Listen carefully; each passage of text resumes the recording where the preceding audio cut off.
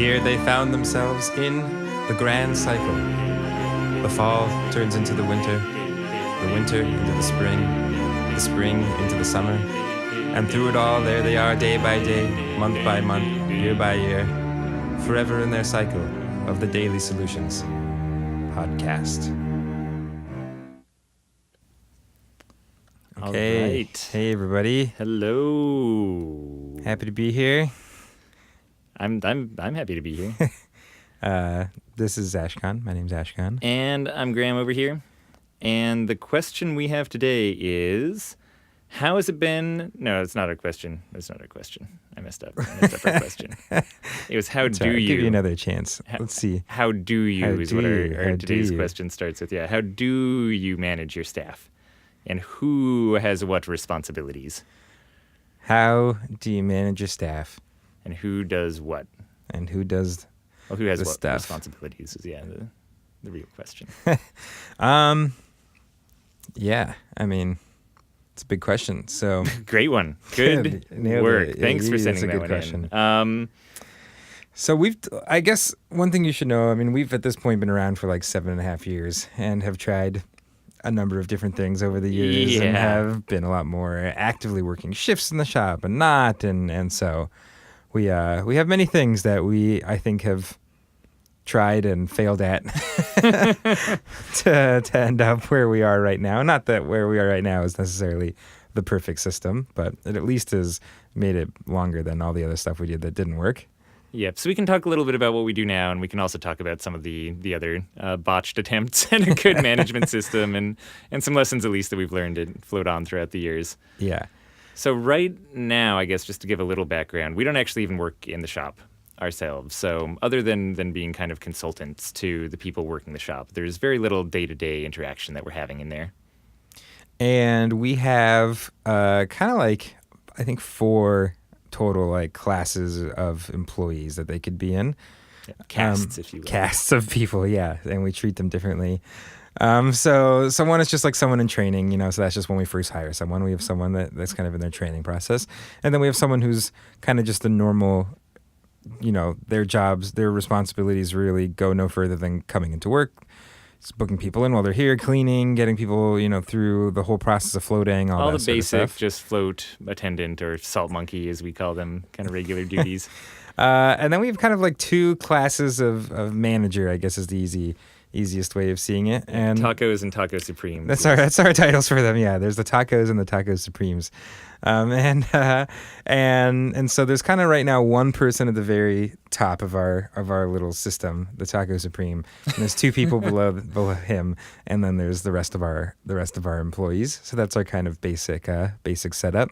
So like a manager and then 2, like co-managers or assistant managers, I guess is what you'd call it below him. Yeah, and those 3 people do all of the kind of, I guess, like admin stuff that you would consider necessary to run the shop. So they do our shift scheduling, they run our payroll, they, keep a much better eye on construction that needs to be improved, float equipment that needs to be updated. They, take care of customer, like trickier customer situations that come up. They take care of employee situations that come up. They are, they have access to our bank account. They have cards that link to our bank account. They manage our finances to the And they extent still that work the do. shop too. And they I still guess work it's the shop. Worth noting, yeah, they definitely all still put in shop hours. Yeah. And, they think about marketing and they help us with our marketing programs and all that sort of stuff. Like kind of everything else that goes into running a float center. And we kind of step in on like the highest level stuff to talk about like, hey, here's maybe like, let's chat about marketing and where we're trying to go. Or let's like do an overview about what construction stuff is on the timeline and figure out, what's the best way of like fixing whatever's broken or making updates. So that's kind of the full little scope of responsibilities. And before we dive too much into the benefits of that, like it might be nice to zoom backwards and kind of to see our path towards ending up at the system. Up in little float time machine we got here. So we go all the way back to 2010. And in 2010, it was us just as the owners mostly working pretty much like every available hour that needed to be worked in the shop. So it was some months before we had employees and stuff like that. And even for the first several years, we were very active, like working pretty much full time in the shop between all of Yeah. us. And we didn't have much of a system at that time. Like it kind of was You just might almost like you could almost call it aggressively non-systematic. Like it was almost part of our like philosophically unsystematic, I guess. yeah, we had very little protocols. We had no one who was like, we were calling a manager or anything like that. We were just running things, and everything that happened was kind of organically happening. Like we were just making the decisions that needed to be made, and we were pulling the hours that needed to be pulled, and things were just kind of developing on a very like real life, pragmatic, deal with things as they come up sort of basis, with very little kind of like higher level, like, you know, this person has these roles and this person has this title. Like there was really none of that. Or even like when you're closing down the shop, here's all the things you need to make sure happens, Yeah, or like yeah. very practical kind of considerations. We also, just did without for quite a while. And part of that was because we were, you know, working insane hours and just trying to hold on to the crazy beast that we had created. And part of it was very purposeful. Like we didn't want to put a bunch of protocols and stuff like that in place without really feeling like they were necessary. And that resulted in us kind of pushing everything until the point that it really felt like we were hurting because we didn't have some structure. And then we would build structure in slowly in those places that it really felt like we needed them. Yeah, like a lot of our early decisions as far as some of the wackier things that we've done or tried out with Float On, some of which have totally succeeded and have stuck around, and many which have failed and totally crashed and burned. They kind of come out of this reaction to just thinking about other businesses and places we've worked and just what we think is like kind of lame and sucks about those jobs, right? And that's one of them, like just huge oppressive manuals that have no flexibility and where you're basically just as spelled out as possible, a distinct cog in a machine that has to go through the motions of what's laid out and how it's laid out for you. And we definitely wanted to give people more ability to tap into the creative side and take advantage of some of those human assets that we all possess, you know, get people to think about things and not just blindly follow a manual. And it was a good intention, you know. We went in with the best of intentions, regardless of whether it panned out, which it didn't pan out super well. Well, you know, and that's to say that there's still some things we don't have protocols for that I'm sure we would have come up with had we sat down at the beginning and tried to spell everything out. Like there was definitely some benefit to just realizing where we would be just completely wasting our time. So that's nice, and we still have like flexibility in what we do, and you know, leave a lot of things up to people's personal intuition and judgment, which I think makes our customer service and stuff like that a lot stronger. But from there, our first attempt at like formalizing things was very much formalizing a kind of non-hierarchical structure, which is called a hierarchy. That's the kind of flat term for a flat structure, a hierarchy. And that was our first goal at like creating some sort of more systemized approach to how things were run in our shop. Like we didn't want a single manager or any managers. We kind of wanted like people to be able to take on more responsibilities, but anybody to be able to take on more responsibilities if they wanted to. And like if everybody in our shop wanted to, then like our system was accommodating to that.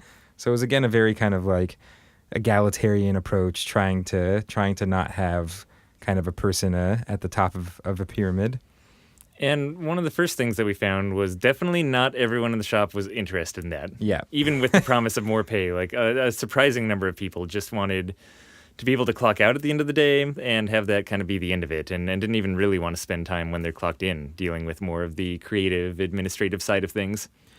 And that was ultimately, I think, a pretty big part of the downfall of that system. And for us, it's one of the most like I just to interject there, like that's what was one of the most shocking things that I discovered early on about how different my view of the world is from the actual world. Was I thought that almost no matter what, like human beings given more autonomy and more free range to do what they want are going to be happier and embrace that. You know, I really. Because that's how I am, I guess, and I just extended that to the entire rest of humanity, as one does sometimes. But it turns out, no, like that's not what everyone wants. Some people really do want things laid out, and again, just sort of have this delineated time where you're worried about a set range of responsibilities.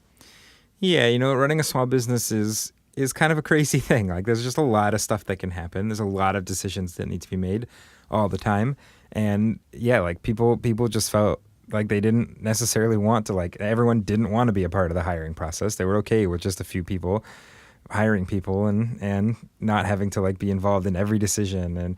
And more than anything, I think it was just like feeling the weight of everything that's happening in the shop on your shoulders. And so, and you know, another part of it too is I don't think we ever really got to the point where as owners we weren't still kind of acting as a managerial like decision maker. Like it wasn't, we never really totally got ourselves out of the shop and had a fully like hierarchical structure in place. We still were kind of organically being like, okay, well, so at the end of the day, someone's got to decide this, so we're going to decide this and I that. kind of had problems with both those. Getting out of the shop took a while. Yeah, hierarchy was difficult. And you know what I think I realized is that it's, and one thing that I think makes our kind of more hierarchical structure now work in a way that doesn't make it annoying is that I think what people wanted and what we ended up kind of turning our managers and stuff into is almost more like the safety net. Like instead of having someone who's like telling you what to do, it's kind of like the managers in our shop are getting paid more because they're the ones who have to deal with shit when it comes up. Like if a pump breaks, someone can be like, great, I'm just going to call a manager. Or if push comes to shove, there's a shift and there's nobody to cover it. Our managers know that it's their responsibility to go cover a shift. And that's really kind of how when we started like going towards the process of creating our tacos and our taco supremes. We still don't like the word manager yet. That was very much the perspective that we were trying to do. It was almost like these were like the rest of our shop was relieved to have these people there to deal with the stuff that meant that they could just not have to worry about it, much less that these people were there to like tell them what to do and monitor them and make sure they were like sweeping every night and all that sort of stuff.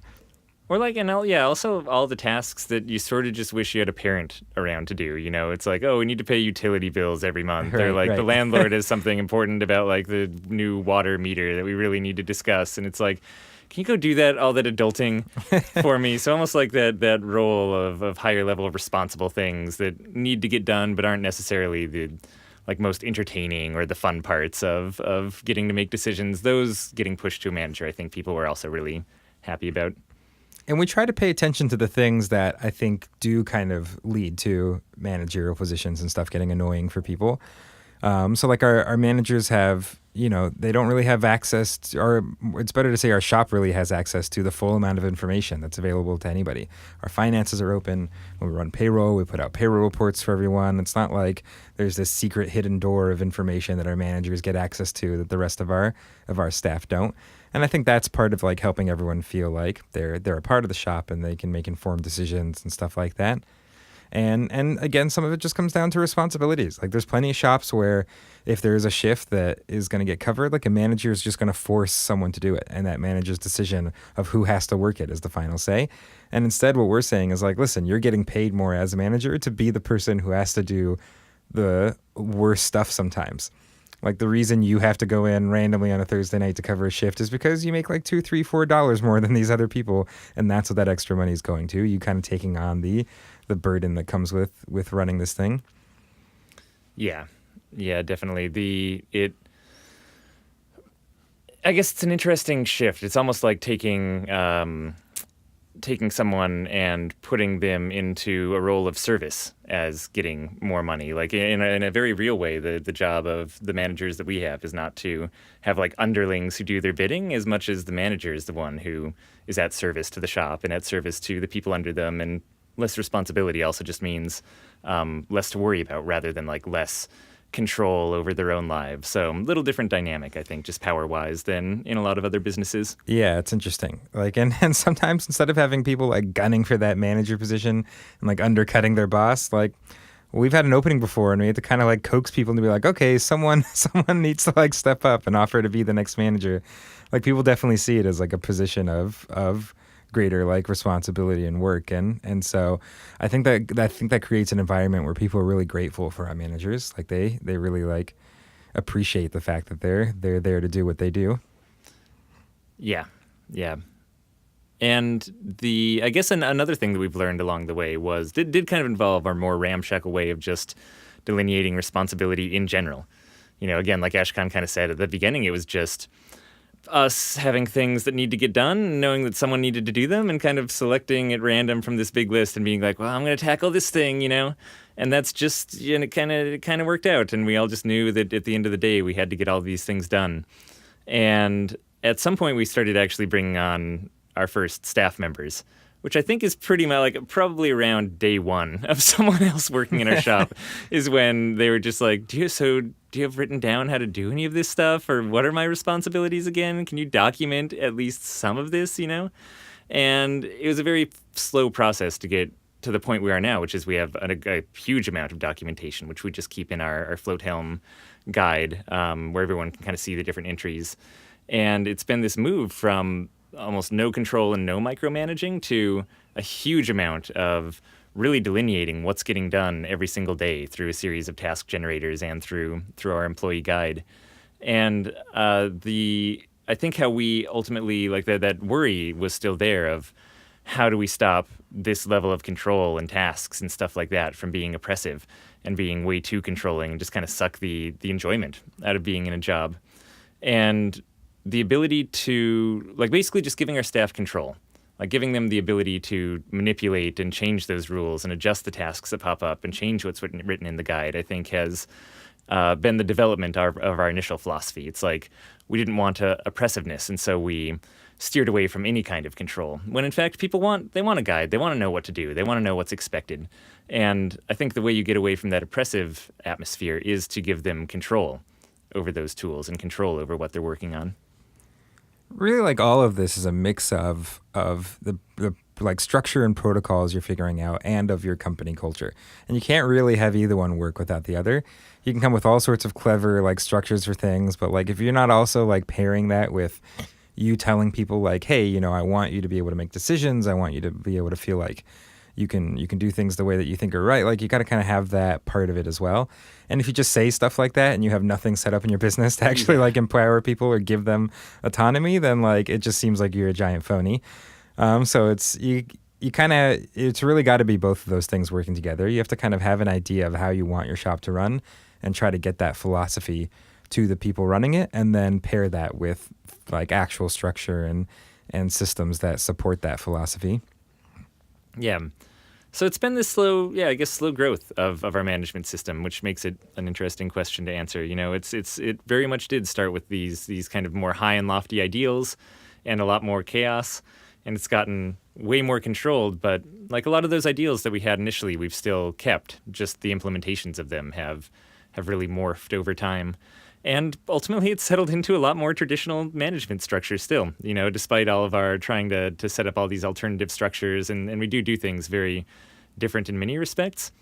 We've still ended up in a place where we have us as owners and a manager who's running the shop and a couple people under him who are handling the kind of secondary management duties, and then just a bunch of regular shop employees below that. So that kind of dream of having a non-hierarchical structure just got kind of completely shifted during the course of our first several years in operation, just through playing around and being at least unable ourselves to figure out what the missing pieces in that puzzle were, or how to really solve that specific problem.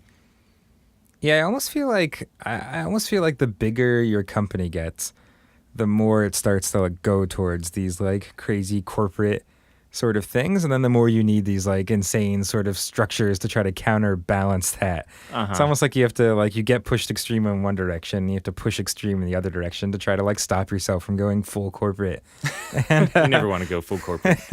And with a business as small as this, you can even have this kind of normal hierarchical structure, but everyone still feels really good in their job, and it doesn't feel like they're part of some big dumb company with a bunch of big dumb rules. It's almost like there's a little bit more flexibility being a small business to have people feel good about their work without necessarily having some totally insane structure in place to make it happen. Yeah. So, a couple tips from the salt trenches over here. Yeah. And you got anything else on that side? I mean, listen to people. At the end of the day, that's the goal, right? So just be able to have feedback from the people working in your shop is kind of the best way to figure out what's going on. Everyone in our shop feels very comfortable telling us when something sucks and it doesn't work, even though we really think it's the right way to do things. People just we don't like doing this, and that forces us to have to change. have to change like how we're approaching things. Yeah. Yeah, we've gotten that a lot. And again, sometimes in very surprising ways. We're like, we want you to have freedom over what you do. And people are like, that's not going to work for us. we want a little more being told what to do, you know? And I still have a dream. I still have a dream of a totally hierarchical structure. I just, once maybe we'll get better at this whole tomorrow. business thing. We'll get working on that tomorrow. All right. Well, if you guys have other questions for us, you can go to floatanksolutions.com/podcast. And we will answer them starting again tomorrow. That's right. Talk to you then. Bye, everyone.